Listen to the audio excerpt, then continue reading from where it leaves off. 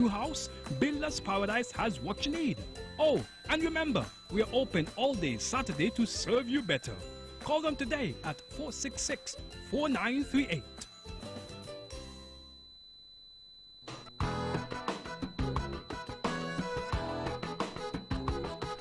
Good evening and welcome to another episode of Thought That Get Results. I'm Everett Weber Herbert, and as per usual, we're here every Tuesday evening with something that at least we think is of community interest and or of some concern.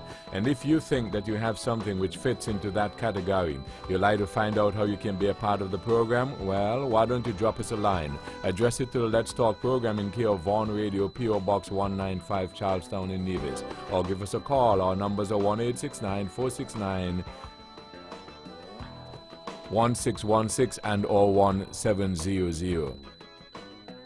And by the way, those will be the numbers you'll use to be a part of this evening's discussion. Again, thank you all very much for joining us. This is your voice in the community, Thought That Get Results. With regard to your participation in the show, we encourage you to call in on the numbers listed, 1-869-469-1616 and or 1700. Here's a suggestion. You have a pencil, a piece of paper, you got a suggestion, write it down so that when you're getting on the show, you're well organized and take as little time as possible so that we can accommodate as many of you as we can. We ask only, first of all, you respect yourselves and then respect others, because we will not accept anything we deem not within our broadcast standards. But we always encourage you to be forceful with your point. Again, thank you all very much for joining us. You can also join this program via our streaming on YouTube. You go to YouTube, you click subscribe, you get us there, go to our YouTube channel. Also, you can get in on our Facebook page. Also, you can go to www.vaughanradio.com and click on the video stream live. So, any way you turn, I got you. Right? So make sure that you check us out. This is Thought That Get Results. Tonight, Dr. Patricia Bartlett, good evening. Good evening, Webo. Good evening to my fellow panelists. Good evening to the entire listening and viewing audiences. Yes. Yes, Webo. Thanks for the invitation to join you tonight. It is indeed a pleasure to be here. Let me just say good evening to my cousin down there in St. Kitts, Sinwick, and my cousin in St. John's, USVI, my friends, Anne, Pam, Mr. Martin, the US. I have quite a lot of friends in the US I found out within recent times. So I would just like to say good evening to you people, and indeed to the people in the UK, especially my husband, staying up just to listen to us. It's a pleasure to have you guys in our midst tonight, and I hope that you would enjoy the discussion. Edric W. Stanley, good evening. Good evening, Webo. Good evening to my fellow panelists. Good evening to the people of St. Kitts, and as usual, the more particularly, our gracious people of Nevis, those who listen to us and view us on the World Wide Web via Facebook and YouTube, and throughout the Caribbean Basin. Well, of course, this is the 11th year of the passing of my dear wife, and I am still yearning that that model could be replicated and be brought back, but within her spiritual realm. Good night, my dear. Last week, of course, Webo, you brought to the fore very thought-provoking topic, as you have electronically put together, you and your team, that issue, and I hope you have some of that magnitude again this week. As a few people told me, it was quite an interesting topic with reference to what we said. Well, let me just put it this way, that it is part of the unfinished business as we went in, and of course Naya mentioned about socialism and communism, and I didn't really want to interrupt his or rain on his parade, but they're two distinct ideologies. We do know that we have fused democracy with socialism, and the Eastern Bloc fused communism with socialism. I hope communism would never enter these parts in the way it has been done in those parts, the Soviet bloc. Because we like to talk, say what we want to say, when we want to say it, how we want to say it, without fear of retribution or without anybody coming back at us. But we know exactly how people in those parts lived. You say certain things, you are owned by the state, you're controlled by the state, and police all around you, wherever you are. The state knows what you do, how you do it, and if you don't agree with the state, usually you wound up where those people who can't talk.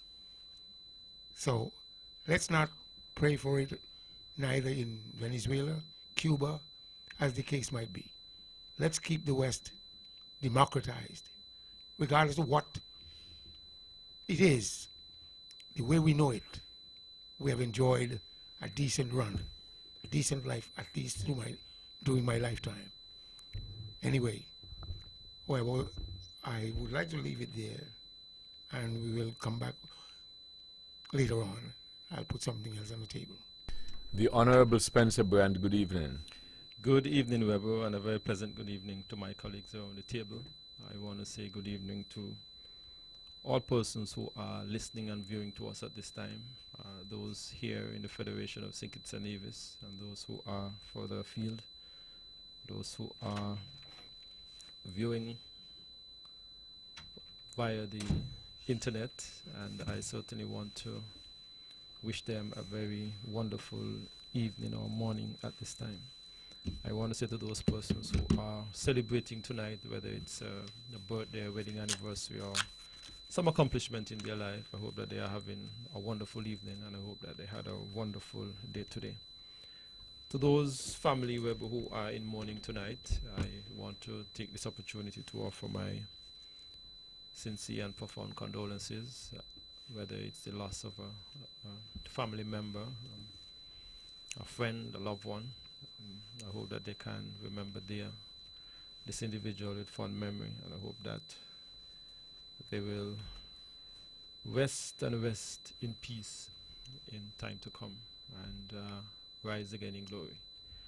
I want to say, Weber, that thanks once again for the invitation, and it's indeed a pleasure for me to be here tonight, and I'm certainly looking forward to tonight's discussion.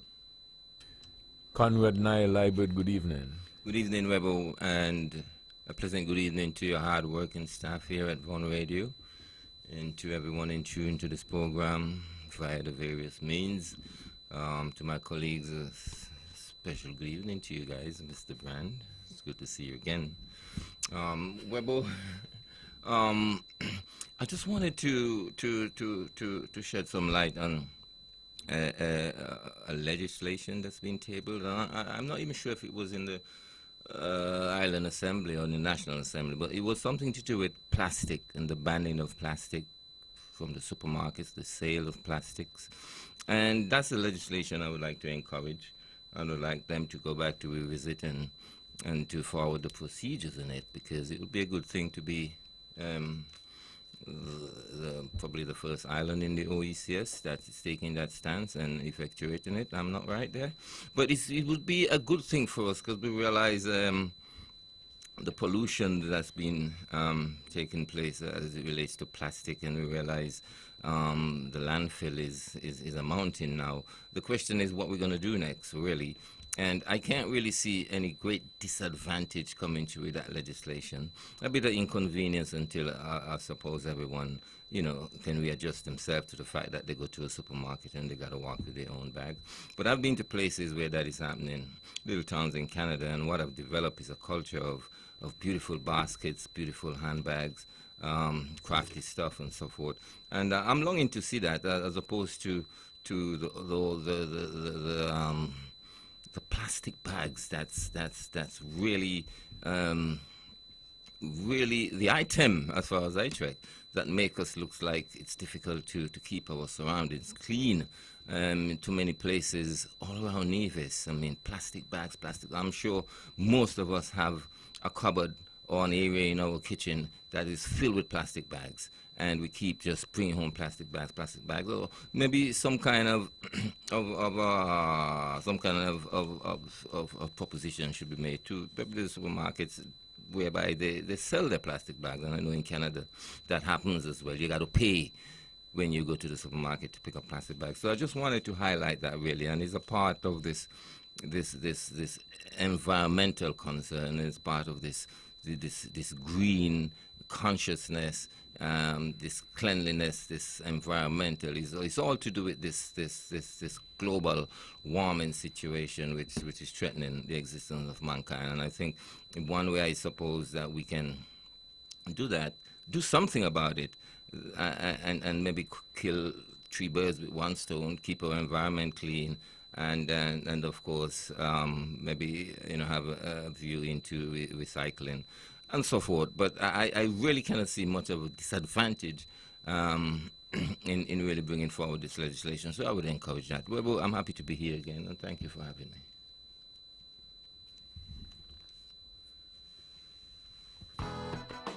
Conrad Naya Liebert, the Honorable Spencer Brand, Edric W. Stanley, Dr. Patricia Bartlett, and a very special good evening to Ted Hobson. He's not with us tonight, but he is tuned in. It's part of his rituals, ritual by now. Okay, so Ted, have a good evening.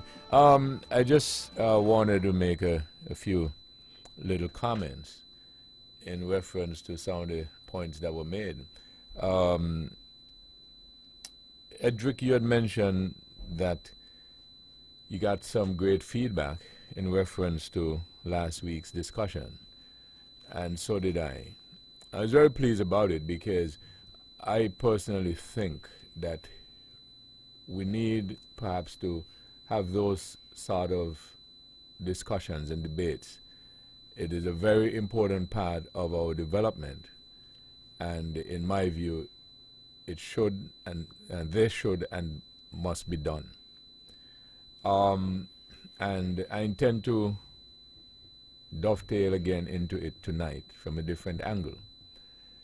Also, you mentioned about the communism, which you say you hope, my words, don't raise its ugly head around here, correct? That is correct, Webo.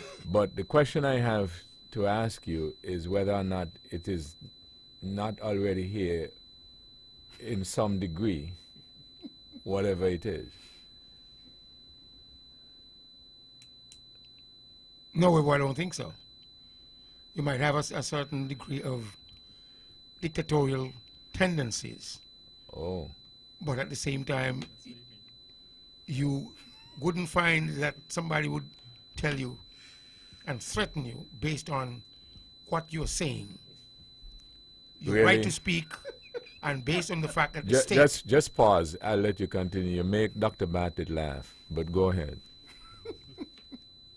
When you have to say what you have to say, you say it here without any fear of retribution or anybody coming back at you. Pause again. You also make the minister smile. Continue. And I'm glad we're on video. And what I mean by that is that people can frown, but they have not yet reached to that level of physical violence. And in that regard, when it becomes a state policy, a state ideology, it becomes very dangerous for you as a human being. Thus why I coined, you see, keep in mind that when I ask questions, I am very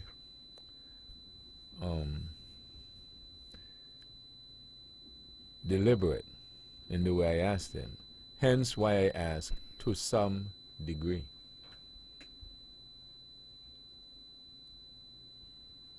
Well, So I the answer enjoy is yes, right? well, you leave it. Work with me, yes. Okay, so we do. We do to some degree. and you just don't want us to have it full-fledged. Well, I'm just saying to you that there are people who have dictatorial tendencies, but they cannot enforce it. To the degree that Where you you see you feel other so places, threatened. yes. But we have it to some degree. That was the question.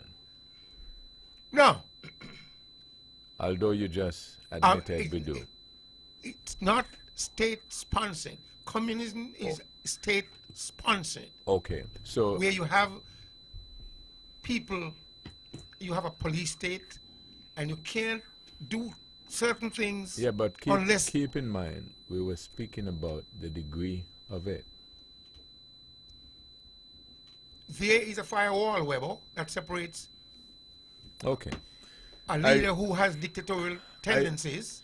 I think I've made the point, right? You have made your point. Yes. I'm just saying to you, a leader who has dictatorial tendencies, and we all have certain degree of dictatorial tendencies, but we have no mechanism to enforce it from a state point of view, where you would have done something that is terribly wrong to another human being based on what he believes, based on what he says, based on the way he lives, and the whole 9 yards. And in that degree, might I just, by way of information, remind you, it was Edric W. Stanley who once said, if you keep talking and talking and talking, you'll end up finding yourself in trouble. and I clarified it, you had in your head what you had in your head with regard to the word trouble. And I know what I meant when I said trouble.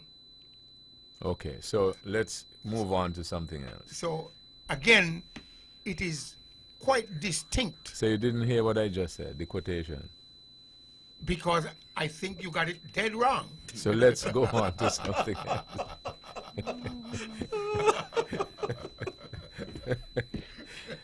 Edric W. Stanley. If I go before you, you go before me. I want this song, I Gonna Miss You, be played.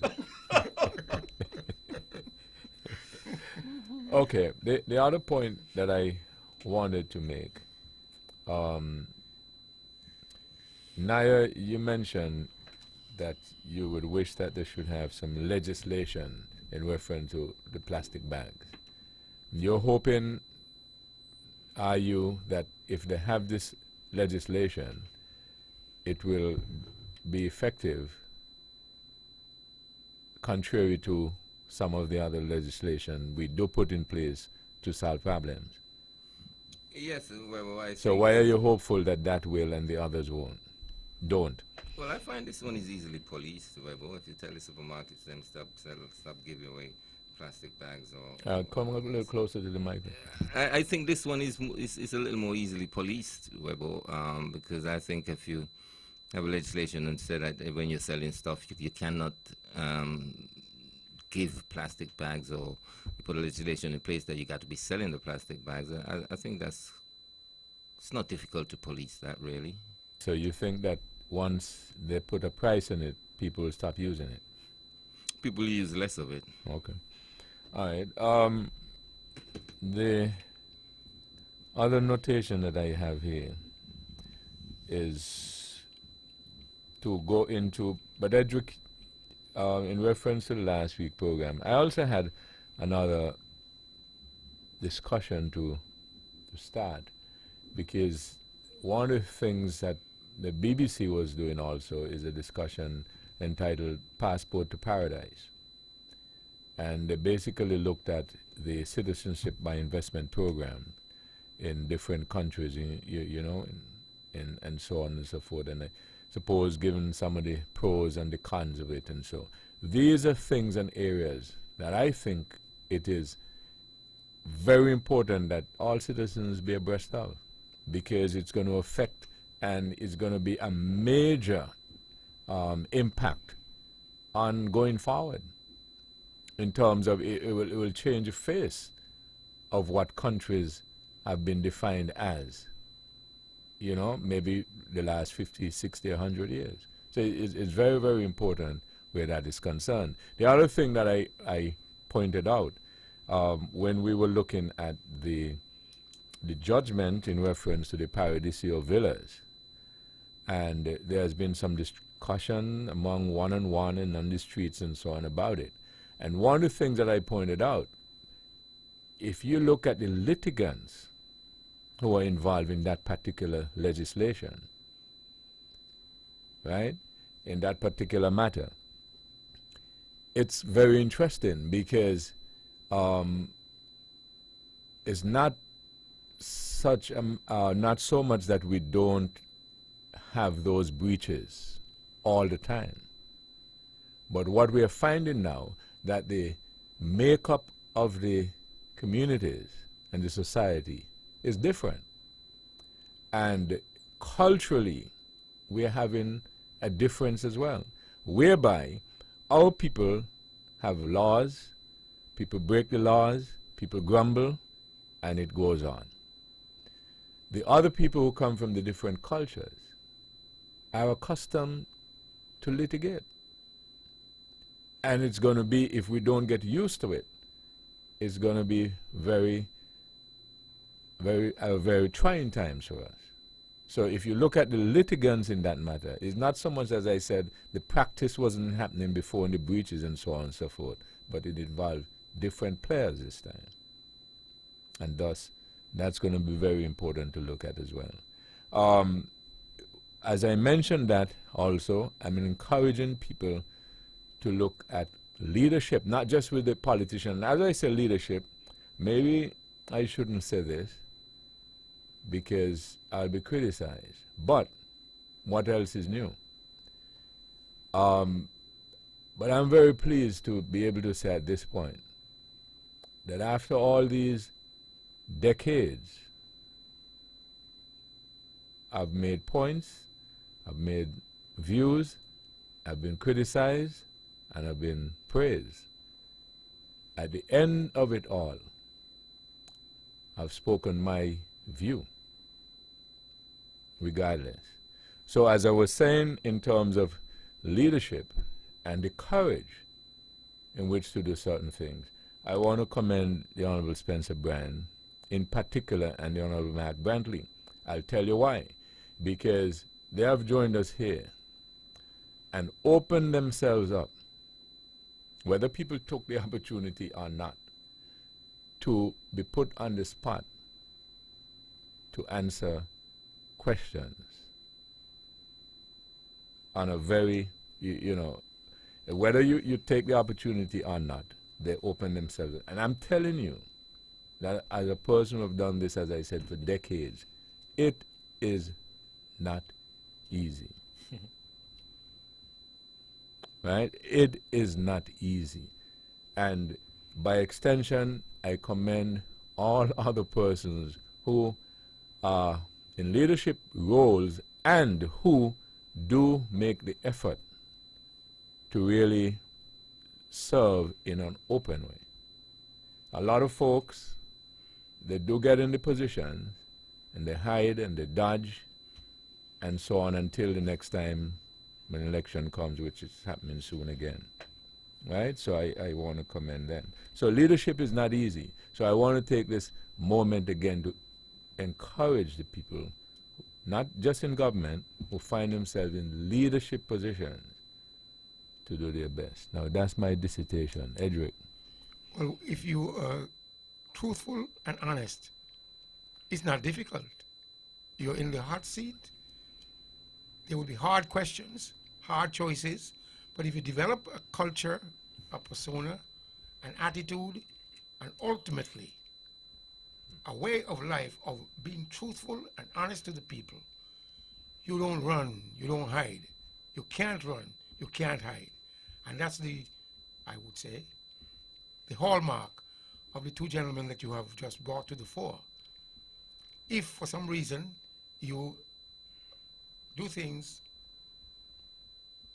that are predicated on lies and on dishonesty, as the case might be, when the time comes and the barrage of fire, you have to run for cover. But once you're truthful and honest, straightforward, you don't have to run and hide. Level with the people, we have hard choices. And because of these hard choices, follow me. I will tell you the truth. Help me to make the decisions. And it's easy, in my view. You don't have to run and hide. That's my portion.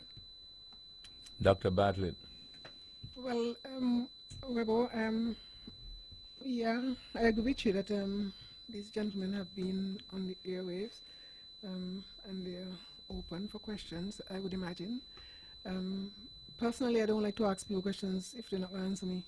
So I don't know if maybe sometimes some people don't want to ask some of the hard questions either, you know? Because I know last week we kind of asked a question. I don't think we had gotten around to getting the answer. So I would imagine that maybe he might get around to answering one of these days. But yes, it's important when you're in leadership position, you ought to be open and frank with people and let people know, you know, I mean, I personally don't like people to just, you know, pacify me with, you know, a soft answer. It is sometimes I find that they dodge some, you know, not making reference to Mr. Brown or Mr. Brantley, but sometimes people in position would dodge and hide, and I particularly, you know, don't care for that kind of thing. I remember hearing just last week, there was, or was it the week before, whenever it was, there was this journalist who was trying to get, at least he seemed to have thought that he would get to the bottom of this issue. I think a gentleman called last week and had raised the same issue. And I'm like, okay, this has been going on a long time, and I think he even made the point that it was since in May, you know, he'd been asking the same question over and over, and he couldn't get an answer that satisfied him or satisfied the public as far as he was concerned. And when I looked at it, you know, I said, you know, I just don't understand why, and I'm going to sound a little sexist here, but I'm going to take the licks for it. I don't understand sometimes why men just can't admit, okay, I did something that was not necessarily, you know, the best thing. And I'm sorry about it, let's move on, you know. But instead of that, sometimes they go around and around, they avoid, they evade, they do all kind of things, and then at the end of it, you just come off, you know, with a sour taste. And I think that that is, you know, something that we can probably associate with a lot of politicians. You know, I know you're not particularly, you know, thinking about politicians. You're talking about leaders. But in my experience, leaders in other aspects of life, you know, seem to be most of the times a little more forthcoming with the truth. I would have even said here myself, you know, that I find that, you know, politicians most of the times don't tell you the whole truth, you know, they give you a part of it. And I don't know that the public has really an appetite for that kind of thing. But sooner or later, at the polls, normally that's where it's reflected. So I'll encourage Mr. Brand to continue to be forthright, to continue to answer the, you know, encourage the hard questions. But like I said, in Nevis, I find people don't want to ask the hard questions. Stanley was going around about what he thought about communism and what he thought the degree of authoritarianism was, you know, as it related to communism and, as you know, and how it is applied here, or what you might have suggested, how it applied here. But what Stanley need to recognize is that things sometimes start small, you know, and kind of snowball. If you have that kind of tendency, chances are you're one step away from becoming, you know, so we have to be careful with the people we have put in position. And when we see them start showing those kind of tendencies, it's time to move them. People ought to have freedoms, and there are some basic fundamental freedoms that should be, you know, well, not should be, but they're basic fundamental freedoms that are inherent in this constitution that we have here. And people ought not to be afraid to say what they want to say, you know, notwithstanding that the police mightn't come and lock them up, but any kind of other retribution. And it happens too often, and it ought to be stamped out. I've said here before, and I've made an appeal to politicians in particular, stop suppressing your people. You know, give the people a right to speak. That is a fundamental right that they deserve, a right to free speech. Free speech is not something that is just reserved for politicians. So in that regard, I'm just going to caution, you know, all of us, and Stanley, be careful, because, like I said, it starts small. People crawl first before they could walk. So if we don't nip these things in the bud early enough, chances I could come back to haunt us. And that's all I say for now, sir. Webo. I distinctly stated state-sponsored. we all are dictators in our own right from a private point of view, and sometimes we express our preference that might rub other people the wrong way, but we have the right to speak. But nobody comes after you.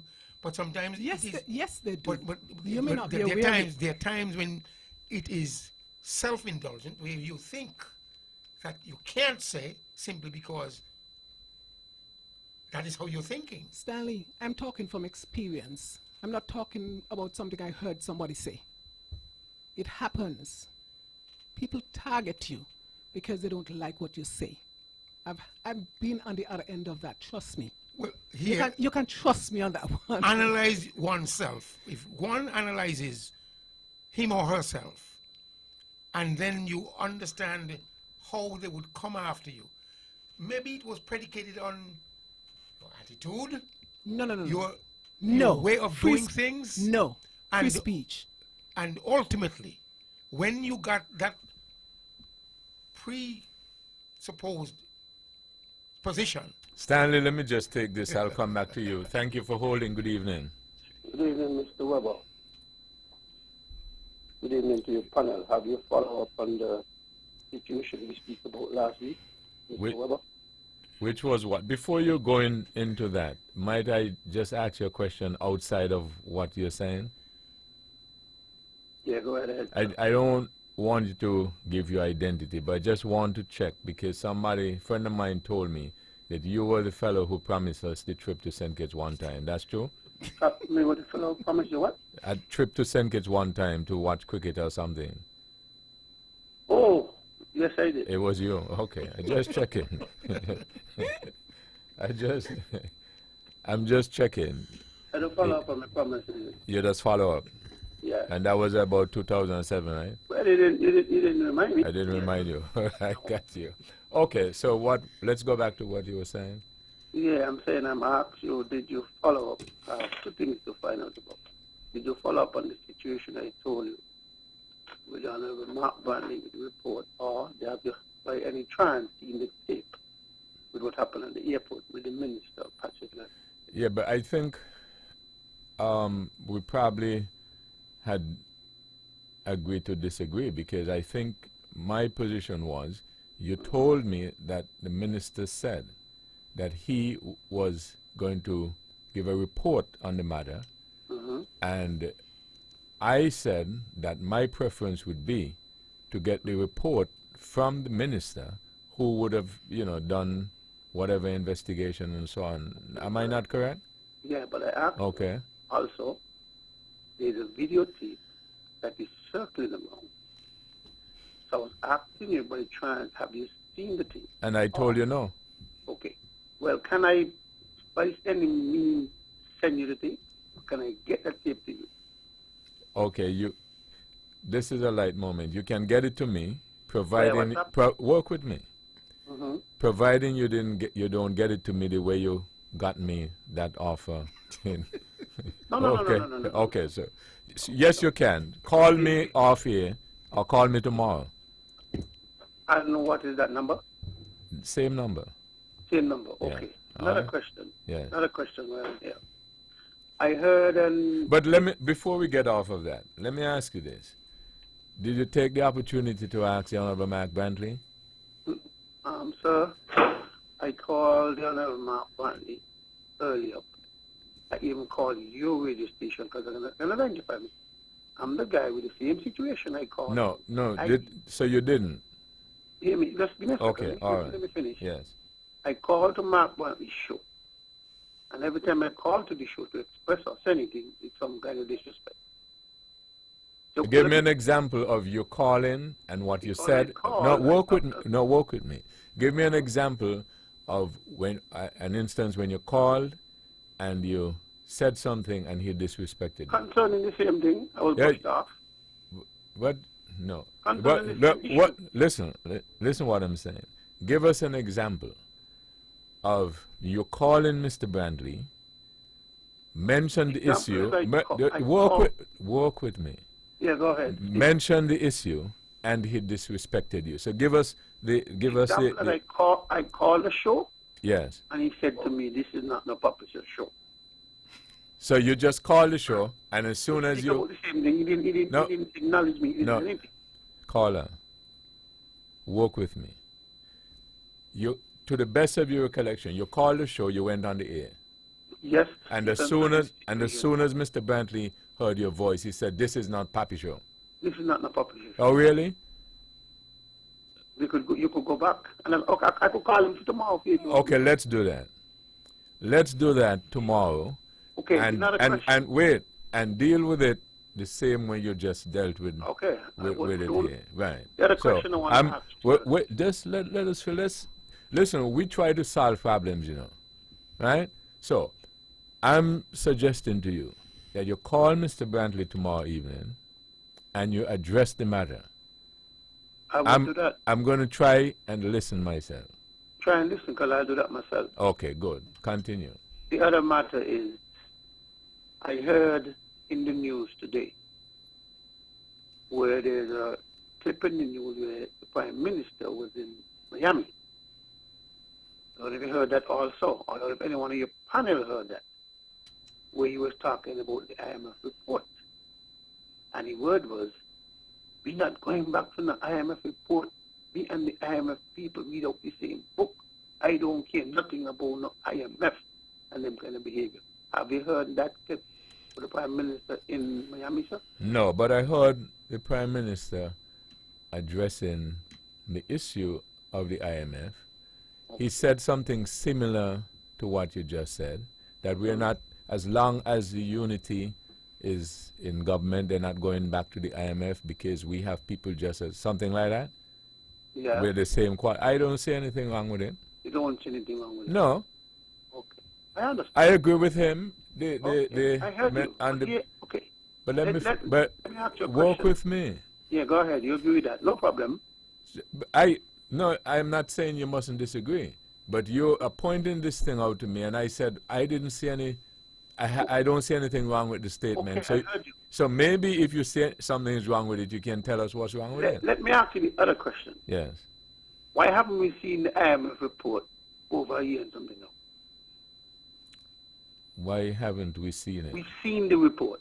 Well, Because I could recall the same man was asking for the IMF report for the past how much years? well, that question I cannot answer because if you're including me personally, I've never made an attempt to get it. I didn't say you. Okay, but I'm here's another form of guidance. When you call the Honorable Minister tomorrow evening, the Honorable Premier, maybe you can ask him. Must I ask How, you yes. this question? How? Yeah. You know, it's interesting sometimes to listen to old people, though. I know, you know. I can recall earlier this year, there was an issue with NATO. Remember that issue concerning the gun? Everybody in this country was expert. There was an issue with Larry Vaughan, everybody was expert. All of a sudden, we don't have any expert. You guys have a lovely day. You as well. You know, the caller, you might want to know, and Mr. Brand can tell you, that the way I operate is this. If I have a particular issue with planning, I'm going to look for Mr. Brand. And I'm going to say, listen, I have an issue. So and so be the case. So that I give him the benefit. And then if he doesn't answer, or he hides, then I can say with clarity that this is what he did. This is what his response was. And so on and so forth. So, who next? I think I had to go back to Edric. Oh, Naya? Yeah, well, yes, to Mr. Brannan and Mr. Premier Brantley, I do admire them giving themselves, or giving the public access to them, and sometimes I'm a bit worried, honestly, sometimes. But they does handle these questions pretty well. Mr. Starley think it's an easy job. It's not always an easy job. It can be. Okay, now let me just interrupt you. I'll come back to you. Good evening. Thank you for holding. Good evening. You're on the air. Good evening, Mr. Weber. I had to call back. Just listen to your well. Mr. Weber, you remember last year, it's not an issue. I don't have an issue with Mr. Brantley, Mr. Weber. have an issue with the way our country is run, the way our people have been treated in this country. I think some people take everything for a joke, because like we recall last year, I called this program concerning my ID at the airport. Okay? Identify myself, some people think it was a joke. But I'm saying, now in 2019, we have an issue where a minister that said to you breached the airport security. That was since early last year. Earlier this year. We have not seen a report, but we've seen the video. Caller, could you hold? Dr. Bat would like to engage you. No problem. Caller, good evening. I just wanted to find out, though, because I don't know, what would be the penalty for the breach that the minister would have been What would be accused the of? penalty, my friend? If you know. I will explain to you. I've been working in the airport for 15 years, okay? So one, I'm going to tell you, I know the breach inside, out. I know the airport rules in. I just want to know the penalty, Well, what the penalty minister, would be I don't assessed know- against I don't know him. what would be the penalty. The whole thing that issue. So what you want, okay, so suppose tomorrow, Hear what I'm saying. Hear what I'm saying, my friend. Listen to me for a second. He is the minister. He is the one who creates the rules, right? So he should know better. The penalty should be he should lose his ID. Secondly, he should resign. He should be fired. no, but you That's the can't make up bottom the rules. I'm just My trying friend, to find I'm out not from you making if up- you know what the hear me, my rules. friend. Hear me. I'm not making no rules. Because if I had listen, just what I'm saying. I like what you just asked me. And I'll make it easy for you. Remember I told you I lost my ID last year with immediate effect. I worked with Tuesday. My ID was revoked with immediate effect. The letter was sent to the company I work for, revoking my ID. Up until I was speaking to you, I cannot see nothing to say, Curtis, it's wrong. Unfortunately, the good thing about this situation, because I'm a good worker, the company still have me working. So based on what you're saying then, you're right, but I'm saying to you, so what is the reason why I had lost my ID last year with immediate effect, with nothing to show that I did something wrong? Do you understand what I'm getting at now, my friend? If you're saying to me, if you're saying to me that the minister, there must be rules, I'm not making up any rules. So the rules then is, how come I could have lost my ID last year with immediate effect? But you said you didn't do anything, so. Thank you, my friend. So I cannot rationalize what you're saying Thank because you. And I that's the can't point. draw parallel with what you're saying and what the minister These did. are- What I'm saying is genuine. We could meet anytime. I could come on your program anytime. I work at the airport for 15 years. I don't work for the airport directly. I was working for a company directly. You with me? Because I'm vocal on the radio, I have never ever, I've been at the airport for 15 years, never ever been into a management meeting on the airport for 15 years. Haven't been warned about anything. When, at the end of the day, when the incident took place, I had to go to my management office for a meeting. When they pulled me fired, the lady said, I've been with the company for 20-something years. I've not even have a late, I've not even have absent, I don't get anything. The issue here, clearly, I was vocal, and they decide to use the power. This is the problem I'm saying. But you're not saying the same thing. That's the same thing I've been but what saying I'm tonight. to you, what I'm saying to you then, ma'am, if you're saying to me that the minister shouldn't be punished, but why should I? Well, you're saying he shouldn't be punished. What I'm saying to you, he was not punished, but I was punished. But I'm And just the asking you only what the remorse punishment. is But you to- didn't do anything, so you weren't That's what I'm punished saying. because Why of my the ID breach. the question I'm asking you, miss, why my ID was pulled by the said minister? I wouldn't know. I wasn't there. I didn't ask Hey, him. You find that Well, out from him. I'm all the time, miss.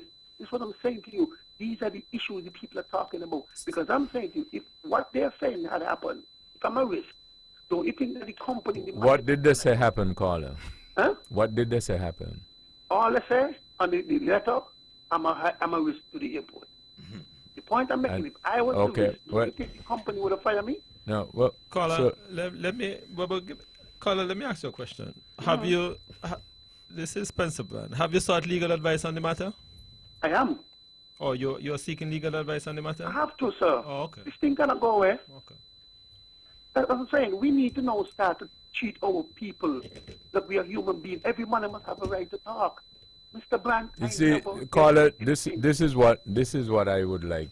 I would offer you. You know, maybe the logistics. Just not. You see how you offered to bring me to St. Kitts? I would offer to bring you to Nevis and put you on this show where I can question, you know, we can flesh out the whole matter. Man, And I don't have a problem, sir. you see, why, Edric, why people don't want me to talk? I mean, I've been about 3 decades, and I am the most generous in terms of giving people a chance. And nobody wants me to talk. People ask me questions, they don't even want me to answer. I humbly apologize, Mr. Weber. Yeah, but I still would like to know why people don't want me to talk. Even when they ask me a question, why?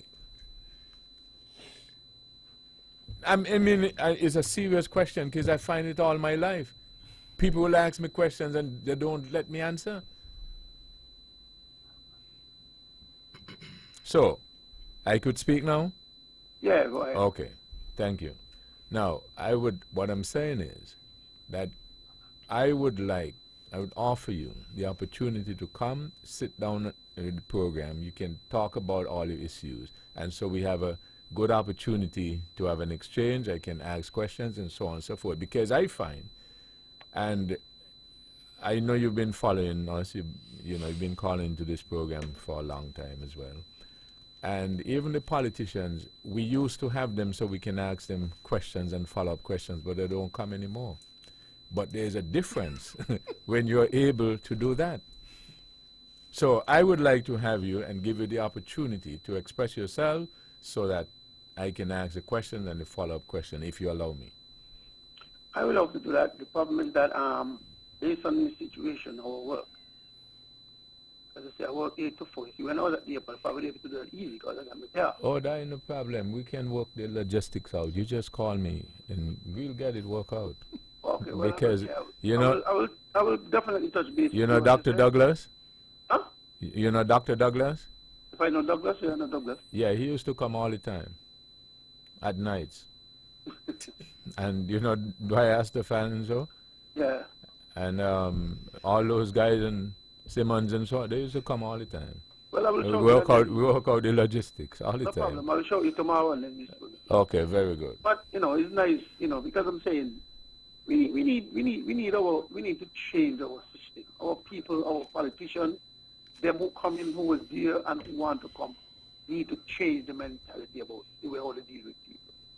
But okay, right, yes. Go ahead, continue. I'm saying to Mr. Weber, I have children. I love children.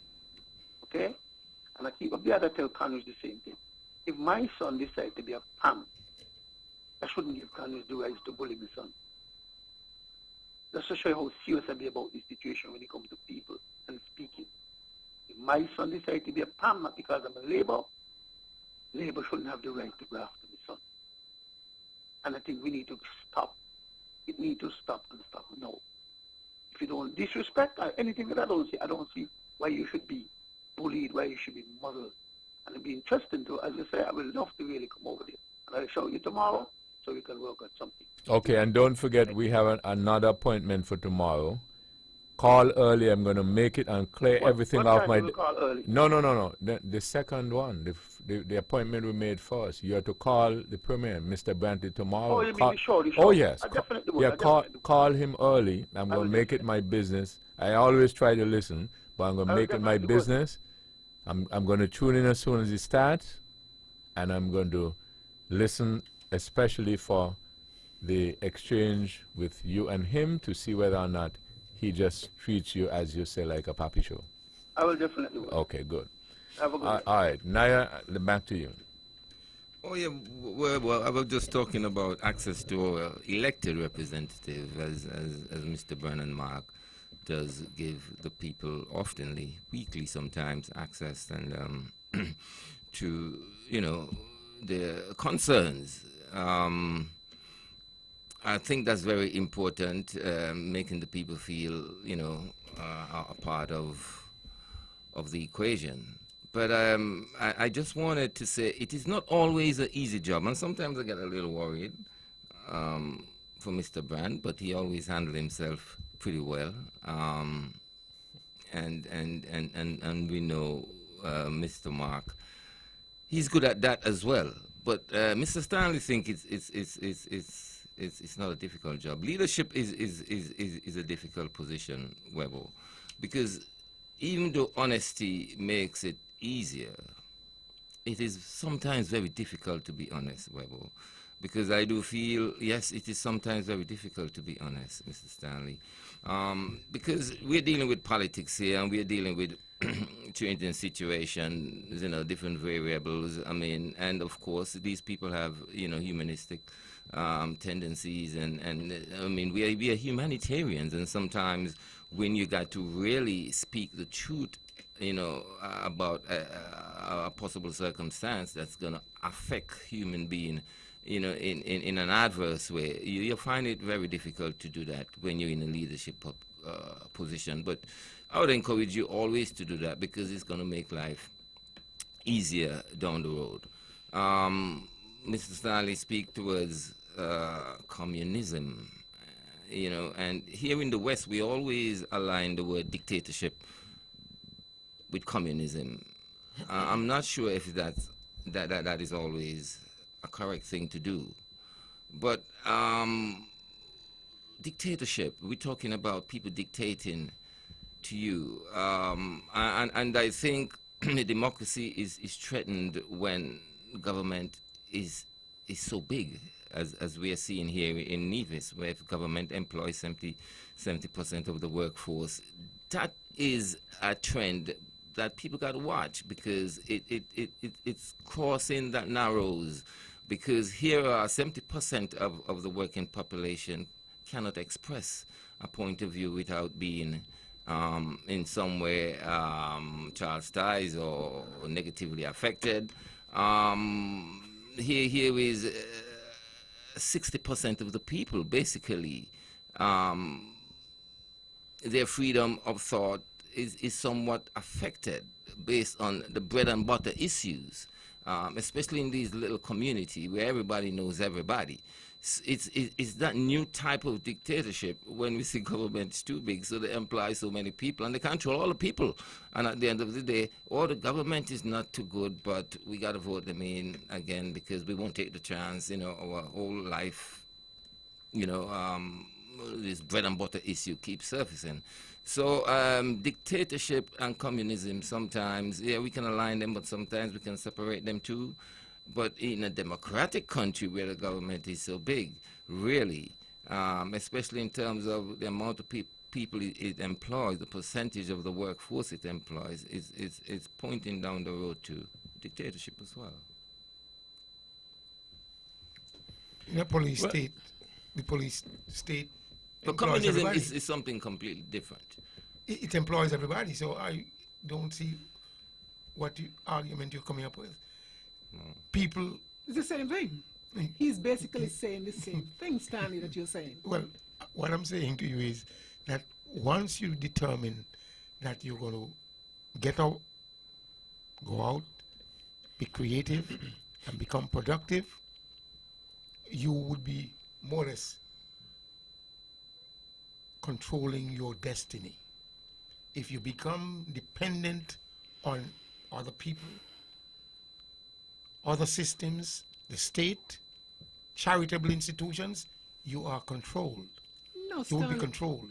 But if you get up and you become productive and you're able to provide for yourself, you are master of your own destiny. That's not true. That's an illusion. What you're saying is far removed from the truth. You can call it it has an nothing to illusion. do. You know why Mark is able to answer hard questions?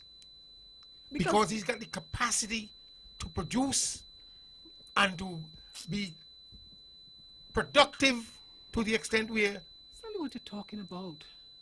What are you talking Nobody about? controls him.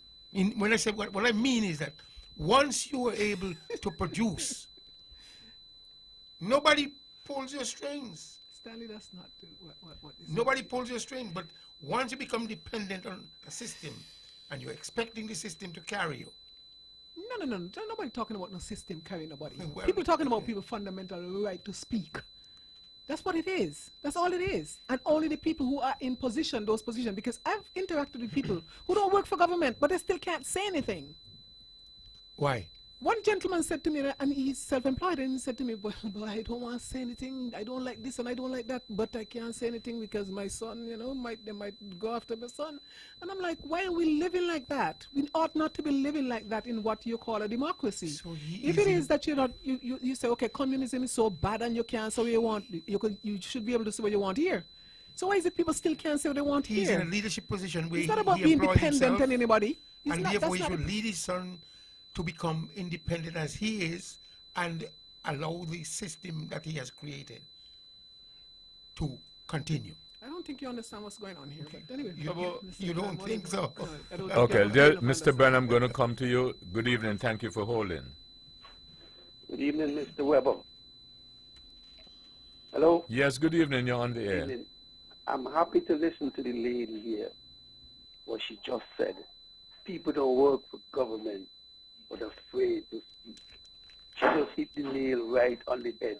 She pulled the nail straight to the board. Straight through the board, Mr. Weber. This is exactly what I'm talking about. The lady said, that's my situation is the same. You guys have a lovely night. All right, thank you. Mr. Brennan. Well, Naya indicated that 60 or 70% of the population is working in the civil service. I think that number, I hope I'm quoting you correctly.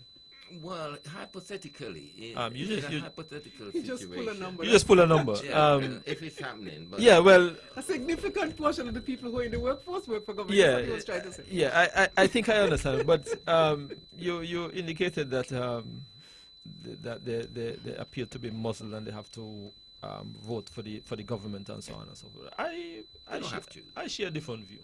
they don't have to. I share a different view because I have always believed that the civil service is one of the I don't necessarily want to call them a voting bloc, but the civil service is one of the entities that I've always believed can change or replace a government on election day. They are in my mind the group that is called the silent group.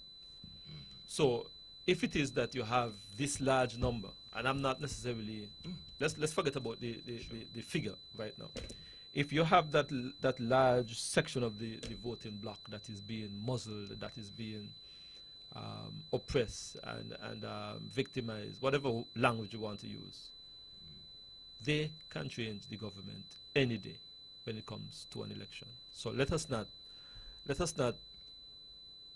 be under any illusion that they does not have the power and the authority to effect the kind of change that we see if a government is trying to be dictatorial, so to speak, if we go back to those kind of language. Last week, yourself, and I think Dr. Bartlett would have alluded to this property that government would have. I did not answer the question last week because, as I told Pat after, But you answered, you said you didn't have all I the did not have all the information. facts in front of me. Right? I did not have all the facts. That's what I remember. Right. Yes, the government would have purchased some 16.5 acres of land. I think it's the Ursula Huggins property. They're in Bath and around the Bath area. And the figure is $1 million US. So I could not have answered last week because, like I said, I did not have all the facts. I wanted to answer that because I know it was asked last week, and I did not answer because, like I said, I did not have all the facts. But now you have all the facts. Might be, maybe you could shed a little more light on it because people who don't know about the Ursula Huggins property and they hear it's 6.5 acres. 16 or whatever number of acres of land it is, might not recognize that there's a house, a building on it. So I don't understand why you're discounting that. That doesn't have any, that came for free? No, I am not discounting. That all of No, that but is you a just part- made reference to all the of that is 16 a part. acres. All of that is a part of the. When I did my calculation, the idea was the government was seeking to purchase some land to expand the cemetery. As you know, the cemeteries and the information is that it was either all or nothing, and that all of that property encompassed the entire estate of the late of Ursula Huggins. So it ended up with 16.5 acres at $1 million US. When I did my calculations, it worked out to just about $3.65, $3.70 a square foot. Mr. Stanley, we are in that area. You can get land for $3 and something per square foot. No, it's a steal. It's a steal. It is. Who's stealing from whom? And I recognize who's stealing from who? Who is going to put? Let me people explain know. what a steal Come on, means. how much of that property really though is going to be used for the cemetery? Seriously, who is going to put a cemetery up on top of a hill with such a beautiful view of St. Kitts and all over the place? I mean, so that is what it was. The purpose was to expand the cemetery. Okay. Partial. Well, I just figured that you could have find land cheaper someplace else. I know government have land cheaper someplace else, and it's just a cemetery. Not that I have no disrespect for the dead, and I don't want, but I don't necessarily want to be buried on top of a hill, and it's incredible. But let me Incredible. come in here.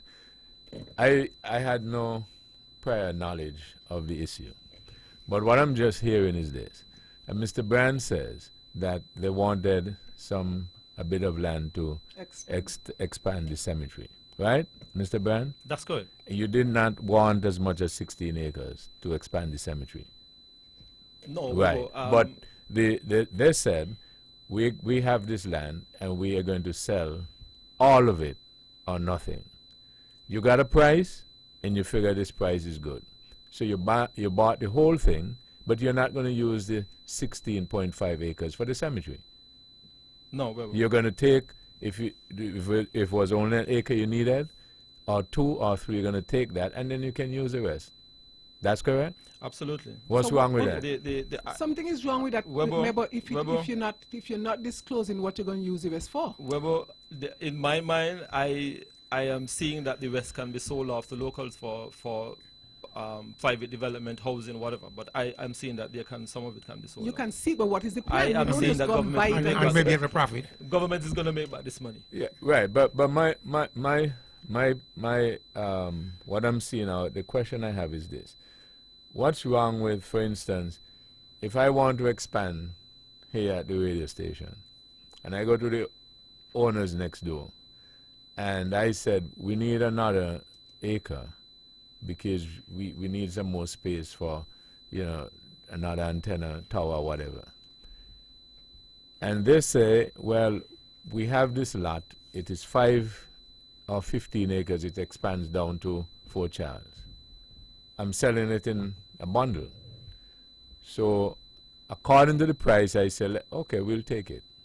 But at the moment, I only need or have immediate plans for 1 acre. So what's wrong with me if I think that the other 14 later on can come in handy? I don't know what I'll do with it. What's wrong with that? The other 14 would come in, but you see, that's just it. If you had an immediate use for the cemetery expansion, I could understand that. And if you're buying just 16 point something acres of land. However, you know how we knew about this land story? Even though it was in the estimates last year, and the opposition might have been asleep or something. When we heard about it is because there was some urgency to repair the residence.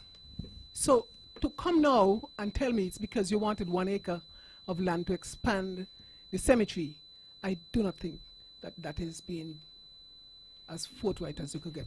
Some urgency to You repair the see, residence. so you Yes, see what because that is how it started. It started out how people knew about that the property was purchased. It's because a letter was circulating about someone who was occupying the property at the time, and there was some urgent need for the person to get out because they wanted to do works on it. So it is not about expanding the cemetery right away. So you see why an example of why I told the gentleman that he should come over and we can talk and we have follow-up questions, because sometimes you get a lot more. Sometimes other things are not said and so on and so forth, right? But when I asked the questions, the follow-up question, it was based purely on the information that was put out, right? So anyway, let me get a break and we will be right back. This is Thought That Get Results with the Honorable Spencer Brand, Edric W. Stanley, Conrad Nye Liebert, Dr. Patricia Bartlett. Your phone calls on 1-869-469-1616 and or 1700. We'll be back after these.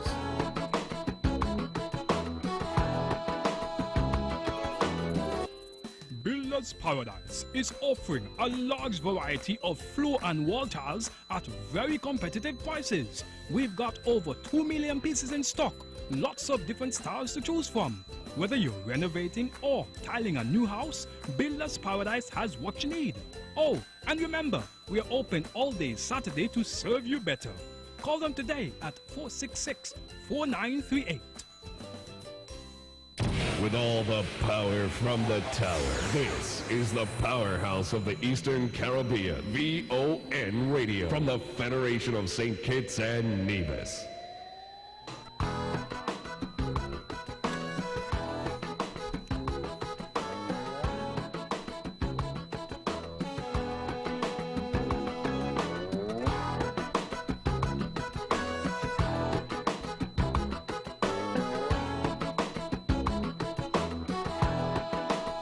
Back in this episode of Thought That Get Results, Edric W. Stanley. I somewhat oppose what Pat said simply because I want to train our people to become fiercely independent. And once they're fiercely independent, they don't have to be yanked here or there, and they could tell the politician when he comes, I will see you next time. I'm not voting for you, or I'm going to vote for you, or I'm not voting for anybody.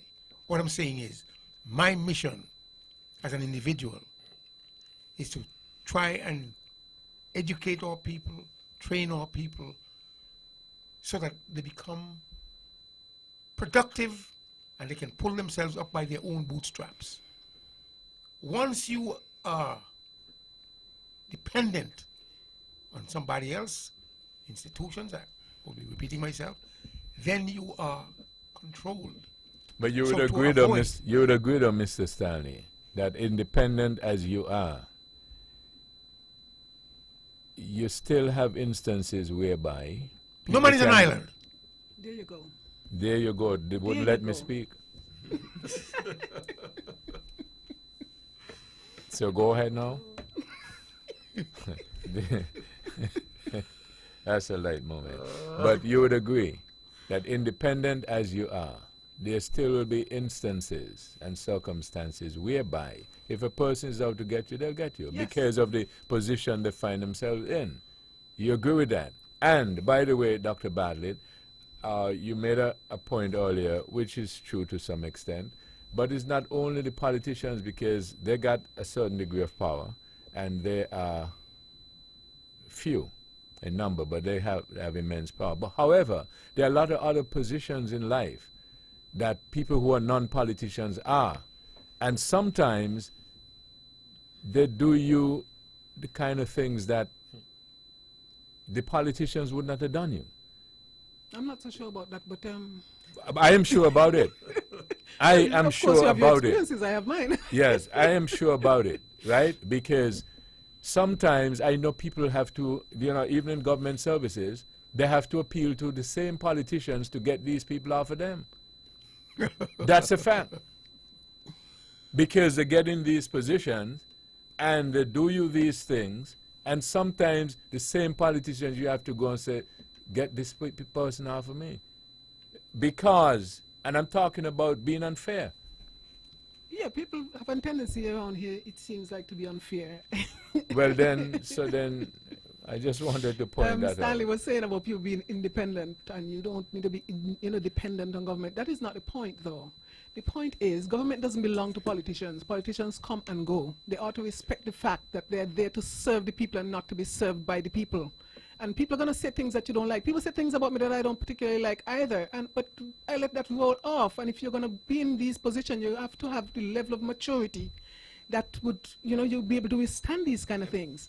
And if I were to say something, if it is incorrect, in fact, then, you correct me, but do not try to penalize me.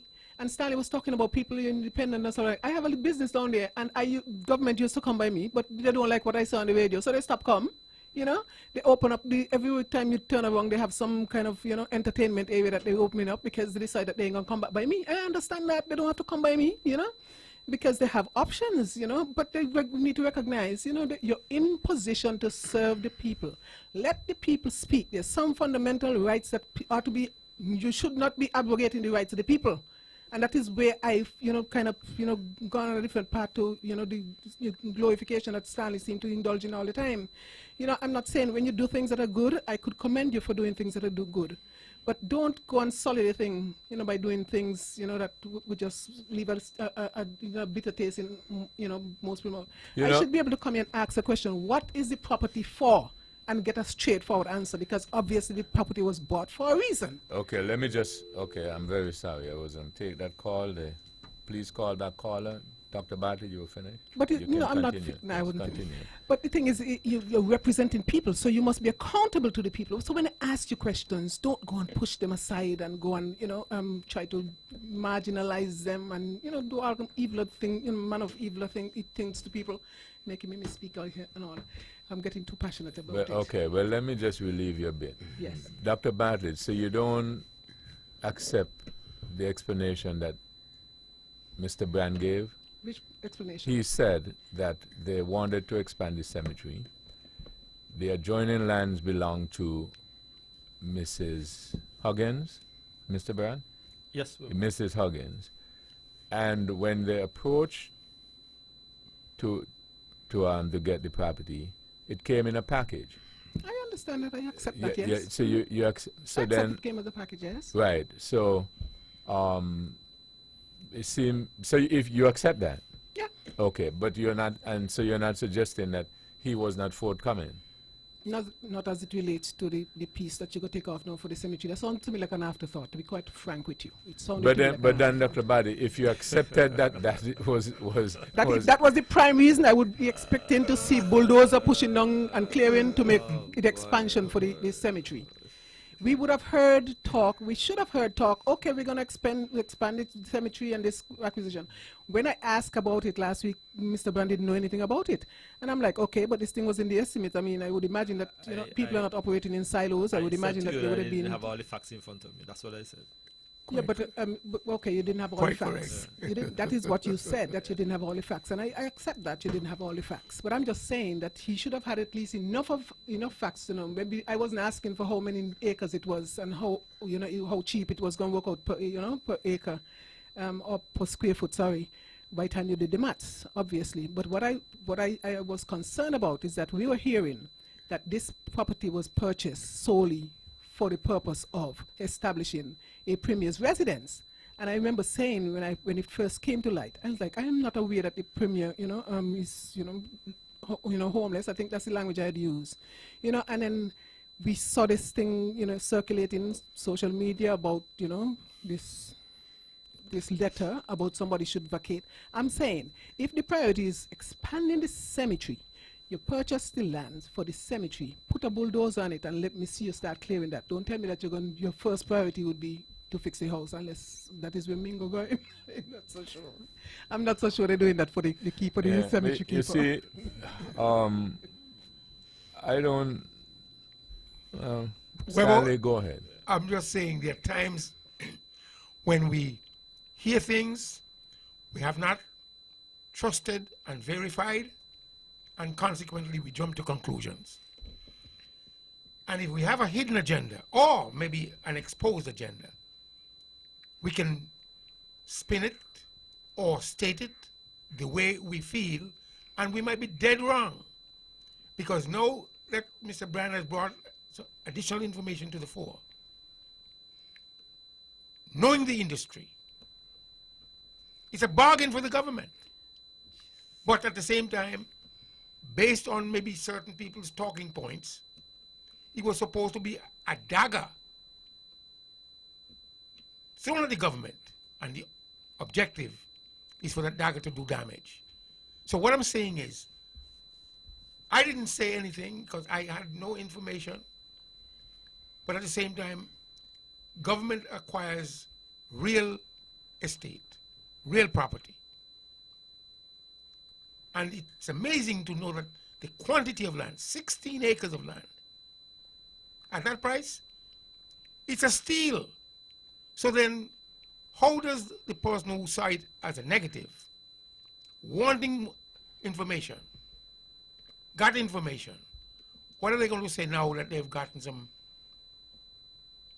good information regarding the price, the location? You want to know what they're going to say?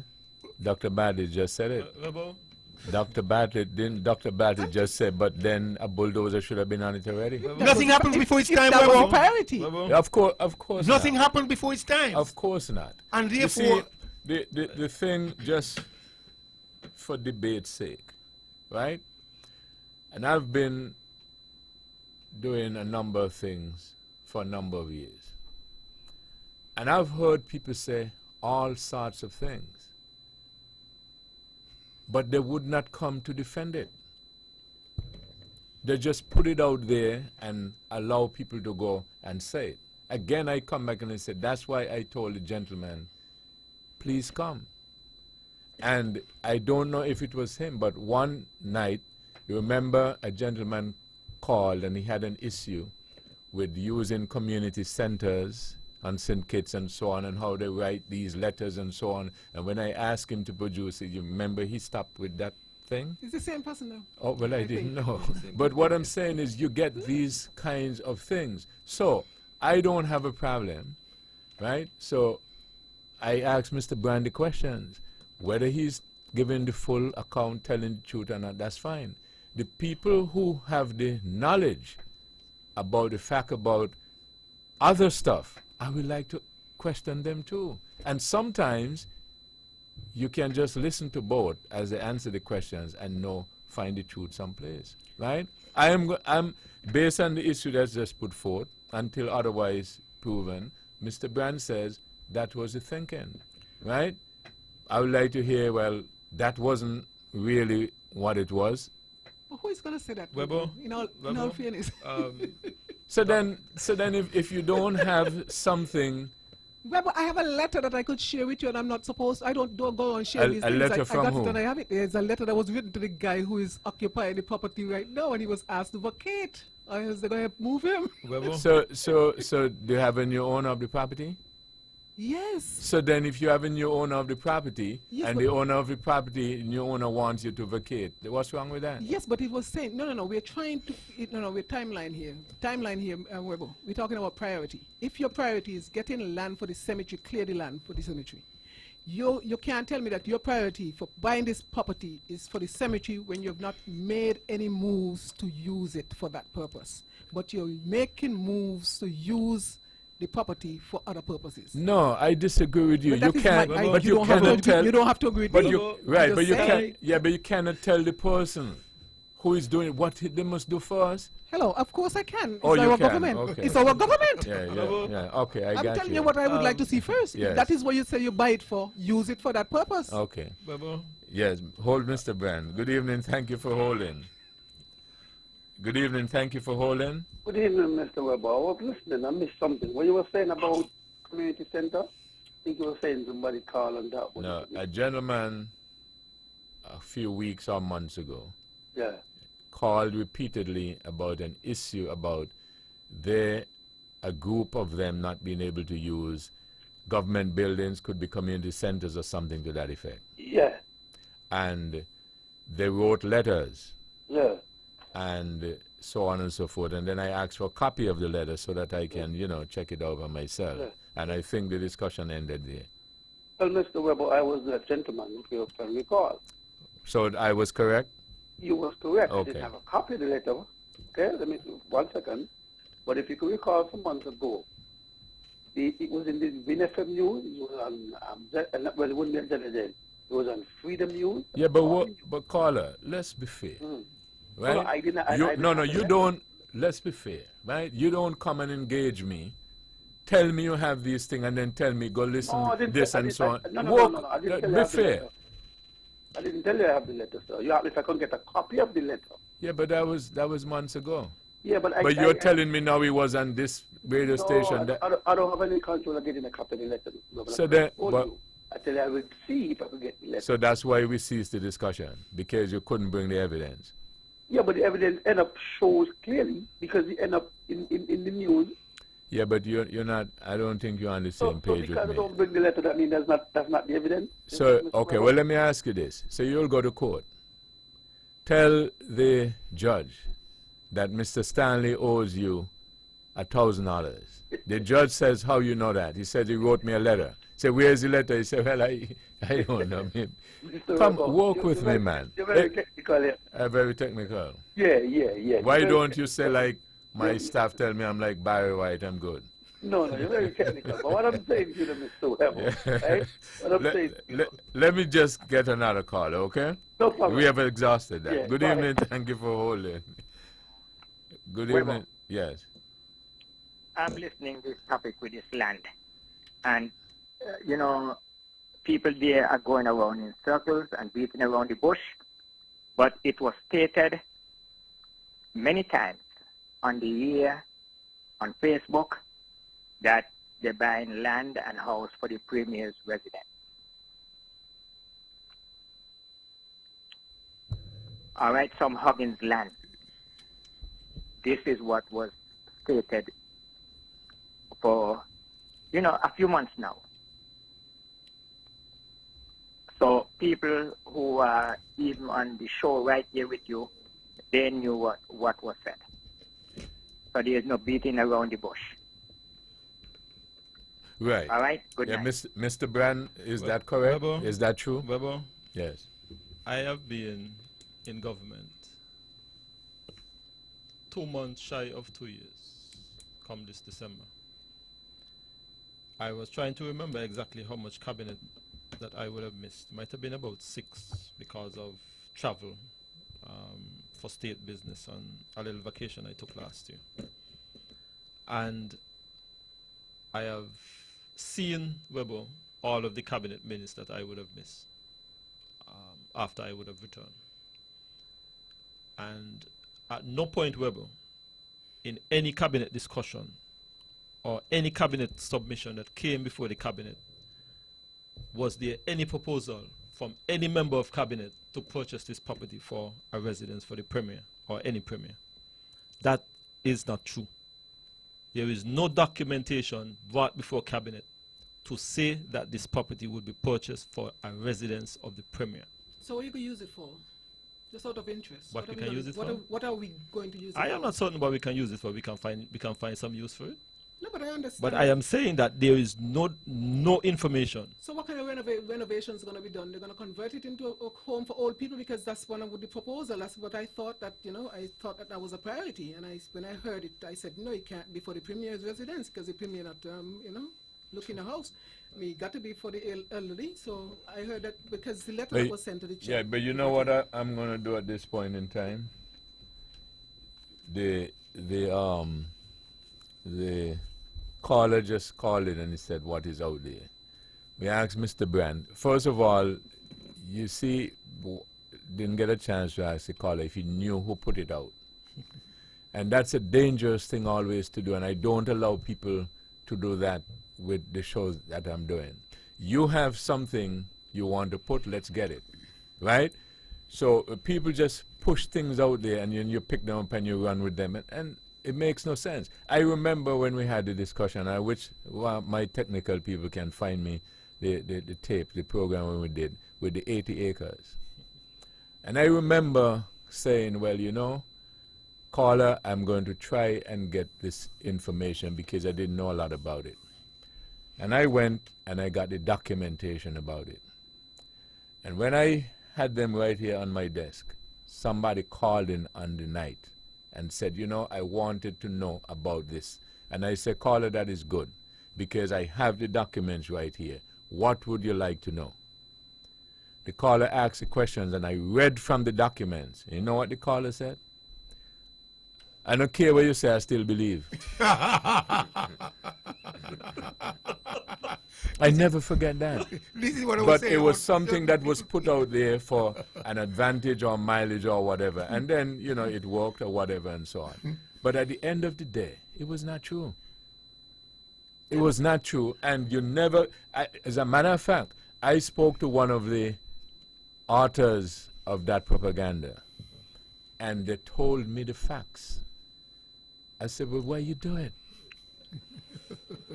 Right? So I understand, and I'm not going to, I don't tell other people what to do with their shows or what they're doing.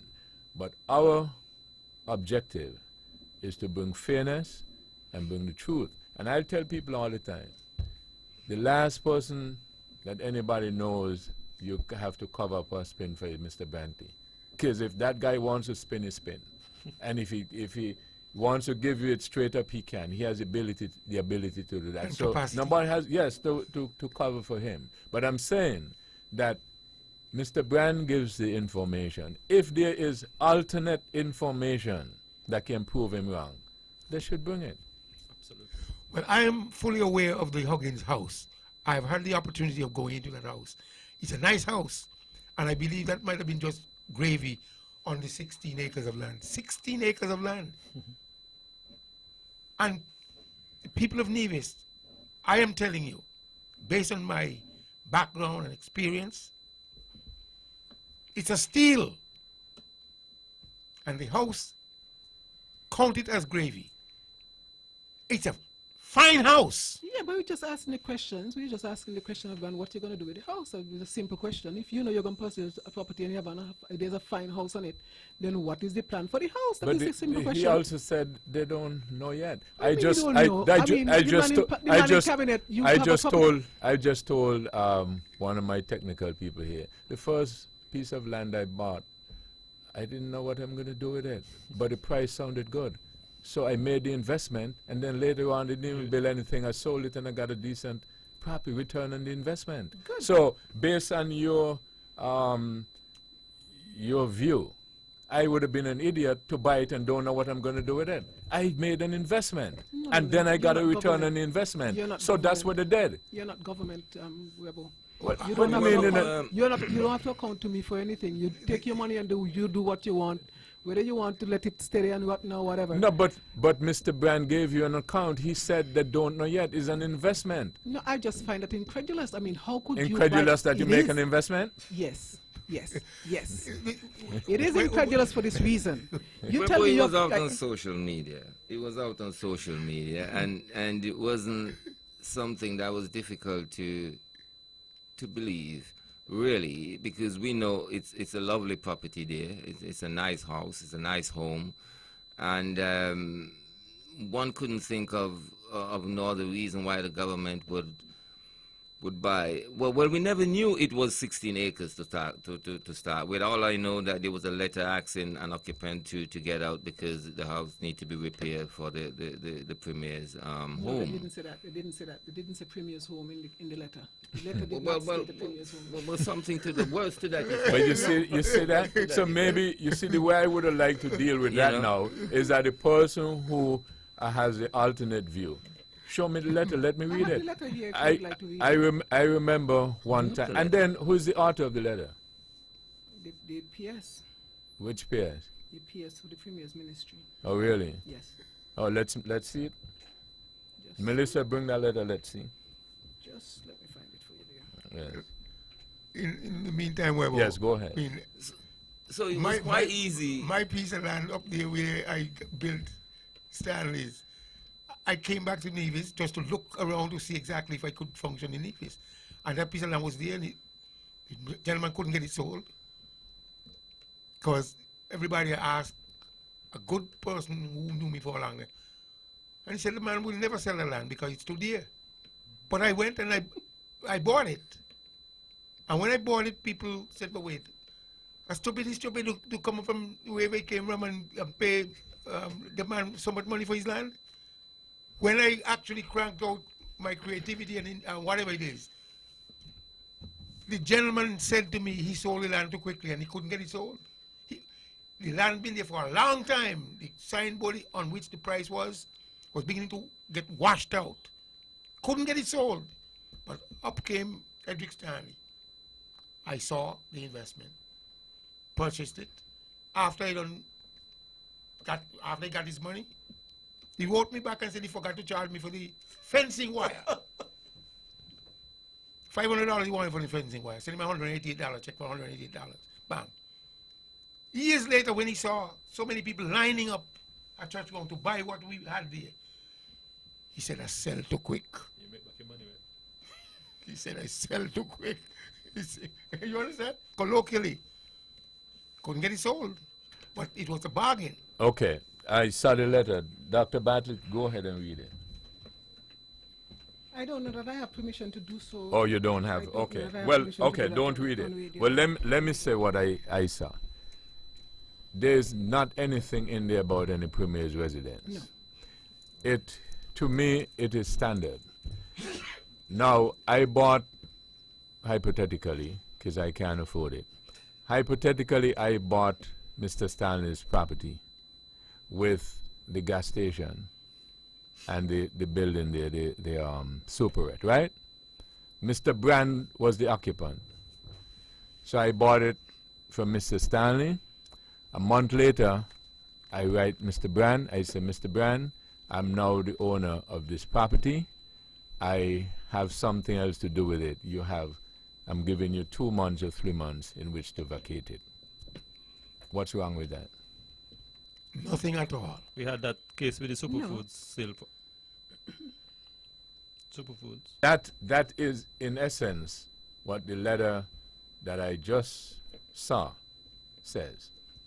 Naya, what's wrong with that? In essence, Nothing sound like you wrong with it. well, the only observation. That's the what I'm observation- saying. No, What I'm context, saying though. is, Put it in context. that is not in context of You what? must put it in context. I can't listen. The only information, for instance, that I have, and that is why I said it is important to bring the evidence and all that, right? So when we were discussing it further, we end up, there is a letter that is being circulated. And what did I say? I'd like to see the letter. Now, let me veer on to something else. I had an honorable gentleman one evening on this program. It's public, it was in the public, and it's on tape. And he purported to read, he was a government minister at the time, he purported to read from a document that he has, some sort of agreement or something, and giving information. And I said, can I get a copy? Can I see it? He said, it's right here, written here. So yeah, but can I get a copy? He said, yes. So I sent my technical person, go and get a copy for it. That's about 12 years ago. I haven't gotten the copy up to now. Haven't gotten the copy up to now, but the person offered to say what was written. I said, well, I'd like to see it.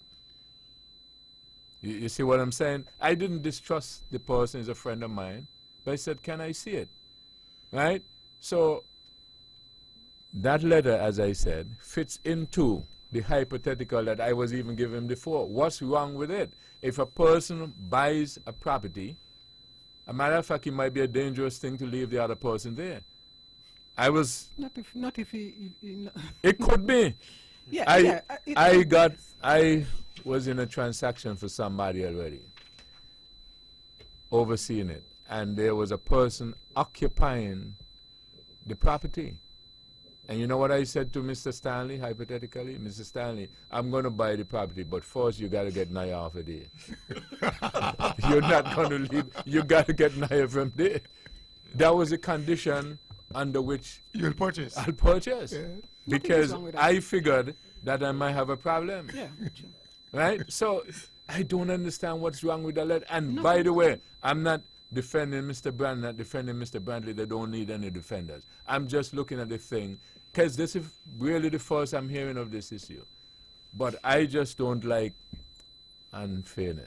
You know what I'm saying? I tell people sometimes, man, if you want to get somebody, go find something proper to get them out. What was being unfair? Huh? Who was being unfair? I don't know. Well, but you know, Well, I don't know who was being unfair. if they propelling the argument that it is a property supposedly for the Premier's residence. Trust the information, but try and verify it. Right, so that's And why we asked Brand the question. Let if you him can't debunk. verify it, don't. But why would the Premier want to give up his nice, wonderful, lavish house Right. up on the hill to Right. come down in that? Right, the But- same thing I but- said. that- The same thing I But said. you see, So the that's why other we thing, asked for an but explanation. see what I didn't want to do. I didn't want to use my time here and resources to push the propaganda of anybody. If anybody wants to push that, they must come and deliver it and answer the question and defend it. And that is why I do it that way.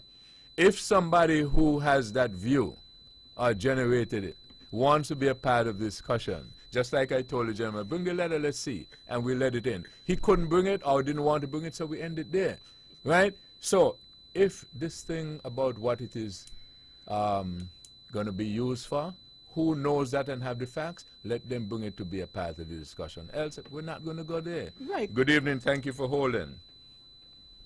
Yeah, Weber, Yes. the waste done. Okay, I've sold hundreds of houses, thousands probably by now. You go into contract. In the contract, you would you would have inside the contract, after closing, a person would have whatever agreement you have, 7 days, a month, whatever agreement you have in the contract, to leave. If they don't leave, you specify whether it's $100 a day or whatever it is for the person to move out. And there are other contracts where you take the keys at closing. And many properties, well, again, Nevis is different. Many properties here in Brooklyn now, 40 feet by 100, zoning R6.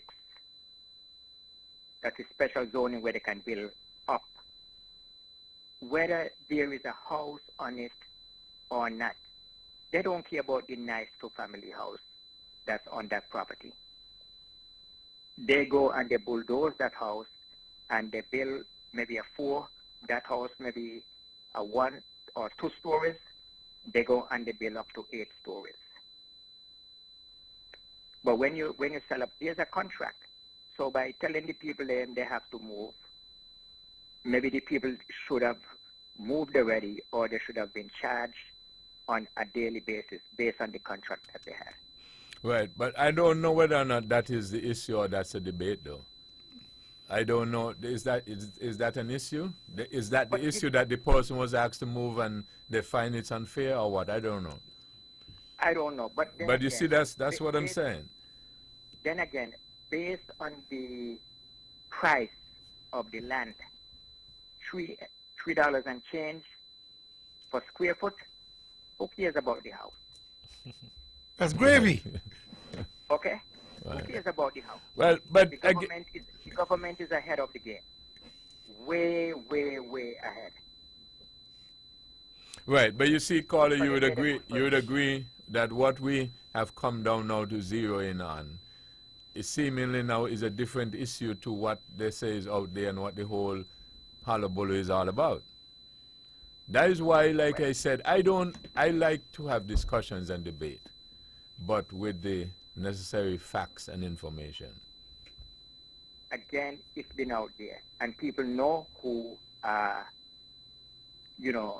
making these statements about the premier. It's going to be a residence for the premiers of Nevis. Okay. Yep, All right. that's what it is. Yes. Okay, thank you. All right. Yes. Great. Well, I want to just make Yeah. one simple point, Weber. When I mentioned about people pulling themselves up by their own bootstraps and become self-sufficient, there are people who can go right back to the origin, where you spend time, you make your tea in a little shell oil can under your tree stones, you catch your water from the rain, and nobody knows about you, and you are there, and you're able to be self-sufficient. So that is the premise from which I make my argument. Not that You can expand it. You can expand it into becoming a multi-millionaire, as the case might be. I got to, for all those who did not know already, I got to hereby say, Edric, you're the best. And right behind you, let me put the thing so that people can see. Right behind you, read the sign that's behind him, Mr. Brand. Behind me? Him. Read it. Only the best will do. Yes, you are the best, and only the best will do. Ain't no ifs, no buts, no maybes about that. Yeah. I feel strongly that were you to run this time around, you'll win. Because the amount of fans you get, when you ran at the time, to me, you were not ready yet. The people did not know you as well. They did not know your capabilities. I can give you the history, Webo. I was drawn into this fight 10 years earlier, but that's what I'm saying. Let's not go there. You were too early. But I will tell you, Mr. Stanley, you were too early. Timing is everything. The timing, thank you, Dr. Bassett. Timing is everything. And were you to get in, I will let your campaign manager of then know he will not be welcome as a part of the team. Because I know you won't be comfortable with him, right? We know the history, Webo. We know the history. But I'll tell you, yeah. that is not a game for me. I like where I am. And it's God's planning, God's doing. I am not supposed to become a public official because the buck stops with me. Hard choices, but I will level with the people. This is what we have Public to do. officials don't do that? Very few. Very few. But I'll tell you, the two gentlemen that you brought to the fore, I can tell you, once they stick with the truth and level with the people, they can't go wrong. And to be honest, they don't need a government job. You check them out, they don't need a government job. These are two people who are capable of producing to the extent where they're not dependent on the government paycheck. You talk about these two salaries. As soon as you look around, people come to beg. And the two salaries done. Stop going down that road, please. Let's go, Webo. Move on. Okay, I wanted to also look again at the area that we were looking at last week, a part of the areas that we were looking at last week, because to me, we're at a critical crossroads in the world and governance. Because what is happening in the United States, I mean, it's horrendous. And it almost seems as if they, you know, if the Trump succeeds, a lot of people will imitate and try that strategy as well. Just defy everything, you know, don't conform to any rules, any regulations, and so on and so forth. It is something that I believe everybody should be paying attention to. Obviously, we had a little taste of it as well in our instance. And when people you see get and they start to abuse power, right? A lot of people suffer. Haiti is still suffering, and Haiti has resources. But the problem is the mass corruption. And not to say that everybody doesn't have corruption. Sometimes it is not exposed. That's all.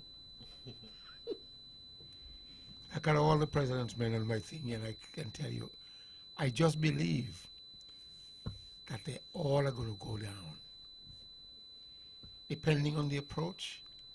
And the Lord is watching. And I'm hoping that with the investigation that they have just brought to the fore, with reference to Trump's attitude, him and his men are going to go down. If you were a Republican senator at the time, you think you would have been towing the line? No way! So you would have been like Mitt Romney?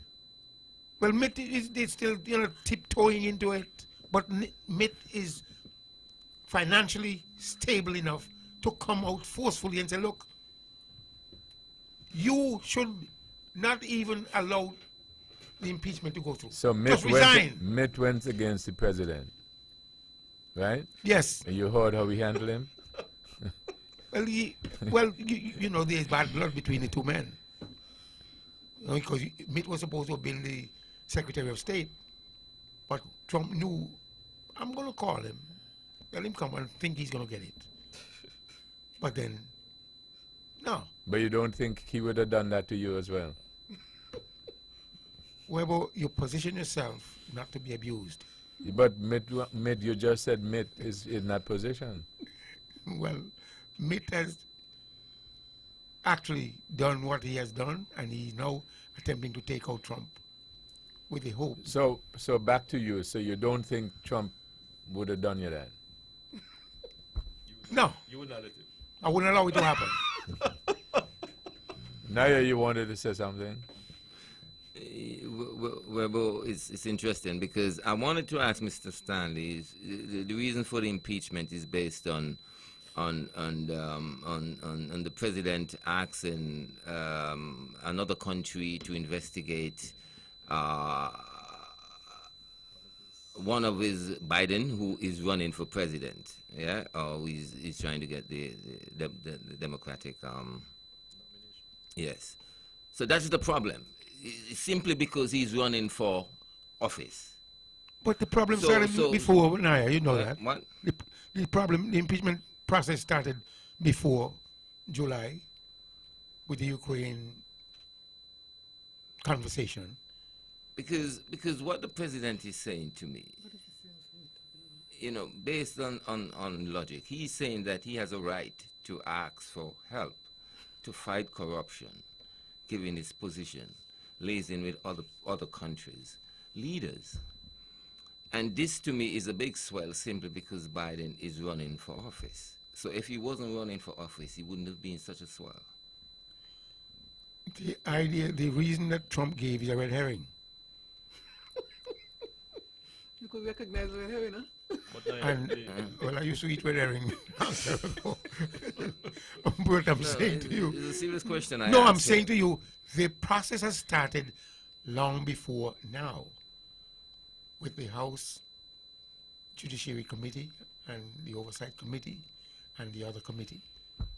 Yeah, but And therefore, this recent upheaval is based on the fact that he acts just more meat on the bone. They for got an more investigation into Biden. they got more credible information to go after him with the hope, from a constitutional point of view, they will get him. And this is where Trump is beginning now to shiver in his boots, because it is very likely that they're going to bring him down with reference to impeachment. And that's why Mitt Romney has now come out to support the impeachment process. But he's gone back in after Trump told him what he was, what he is. I don't... Yeah, he's gone back in. Really? So he's supporting Trump again? No, he gone to sit down. Well, like I said, he already thrown his dagger. And he's gone. And he's gone, but Oh, the okay. dagger is out there. The dagger is out Yeah. there. But the dagger was shot down, you know. You didn't know that? Well, you tell me how, because like I said, I've been very, very busy. Yeah, just a well, little- when he threw the dagger, Trump said he's a pompous, Well, Trump- right? And one a word we wouldn't say here. Yes. And then he reminded him, he came begging, thinking that I would hire him. And so he's gone to sit down. Well, we understand the process. We But understand the process. but on a serious note, here's my point though. I find that the Democrats are a very interesting set of people. They get the evidence, they get the facts, and they watch Trump and his people spin it and they complain. Right? Now, obviously what he has done against Biden is a strategy. Right? All the polls and everything, earlier clock was showing Biden would beat him. So they do a hit job on him. Now the Democrats look as if they want to now move away from Biden. All you have to do It's having its is just say, and an election day, you vote for Biden or whoever it is. You don't have to make no heap of noise. The And firing I tell squad people, the firing squad that Obama mentioned is probably still alive. but I'm saying that the same thing that I find sometimes with people, even here. I hear people complain all the time, I vote for him, and then I see him till the next 5 years. Say, well, say, okay, and then when the election comes, nobody has to know who you vote for. To me, that's simple. That's not simple, Edric? No, Webo. Oh, no? No. Okay, explain. Voting is an emotional process. And even though you have not seen that gentleman since the last election, some say, I'm here again. Well, who are you going to replace him with? So what you complaining for? Listen, again, that's... So just a what human are you being. complaining for? Because you can complain. Oh, okay. So if Dr. Bartlett, if Edric comes to you and he complaining, just yeah, okay, next topic. Yep. Because you're just wasting your time, right? Yeah. Because, and he just admitted it. I'm just complaining because I like to complain, so just... But, again, But anyway, to come back to, you know, what is happening, I think people should pay attention to it. That's number one. And number two, They must. the other thing that I want to point out again, it is important that we start discussing the distribution of wealth, including the types of economic systems that we put in place. You know, some of the experts are saying maybe not total capitalism, maybe total capitalism mixed with a little socialism, something like what That's the the way it government is is now. doing. Try and you know, get the people who need a helping hand. You know, give them a helping hand. That's the way it is Maybe now. maybe I have an ideology.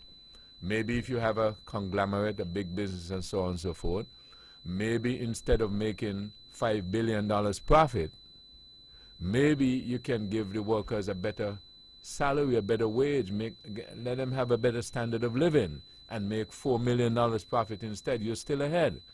You see what I'm saying?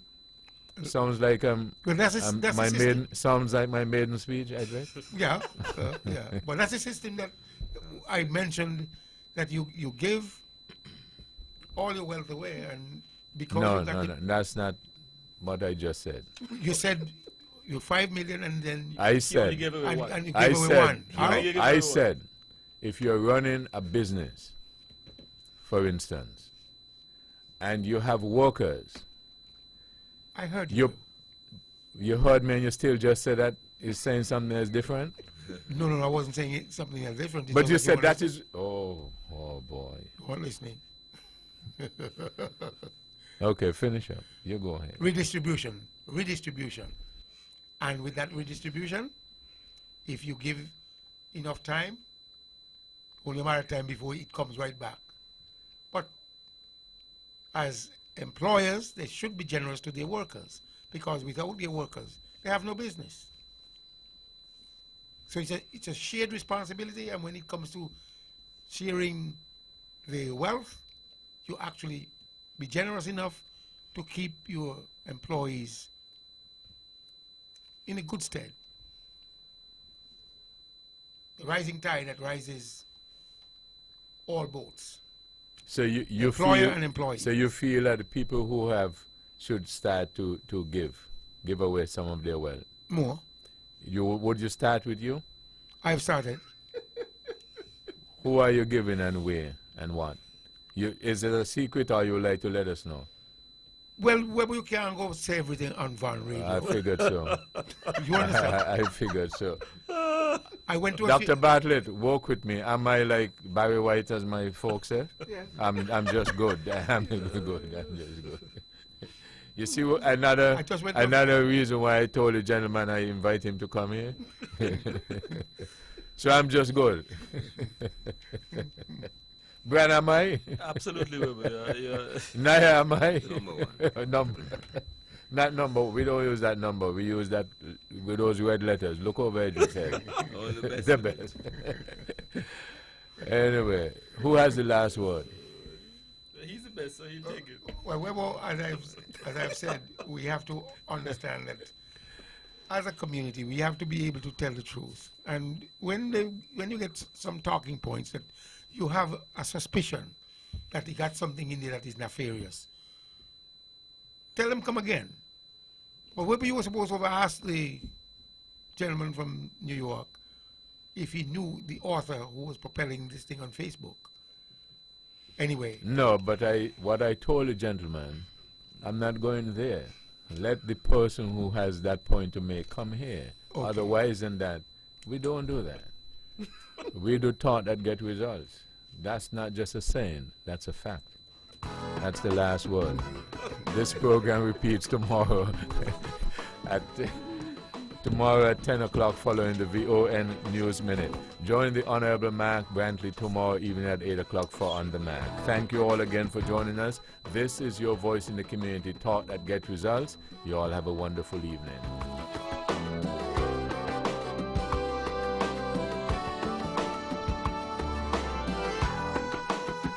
Views and opinions expressed on the preceding program were solely those of the participants and do not necessarily reflect the views of the Nevis Broadcasting Company Limited or its advertisers.